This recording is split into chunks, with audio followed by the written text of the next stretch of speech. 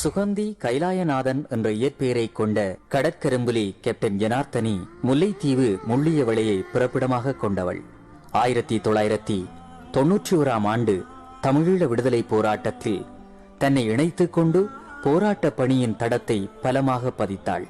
ஜனார்த்தனி ஒரு ஆஸ்மா நோயாளியாக இருந்த போதும் மன வலிமை இவளை எந்த வகையிலும் குறைந்து போக விடவில்லை. நகைச்சுவைகளால் எல்லோரையும் இன்பமாக வைத்திருக்கும் பண்பு ஜனார்த்தனியிடம் சிறப்புற்று இருந்தது. கலைத்துவ திறமையும் இந்த கரும்புலி வீராங்கனையிடம் சிறப்பாக இருந்தது. ஒருமுறை இவள் எழுதி வைத்திருந்த கவிதை புத்தகத்தை இவர்களின் முகாமில் இருந்த முத்தம்மா என்ற மாடு சாப்பிட்டு விட்டது. அந்த நிகழ்வை கூட முத்தம்மா இப்படி ஏன் செய்தாய் என்று கவிதை வடித்து தன் கலைத்துவ அழகை அட்டகாசப்படுத்தியிருந்தாள். எதையும் அறிந்து கொள்ள வேண்டும் என்ற தேடல் ஜனார்த்தனியிடம் நிறைந்திருக்கும்.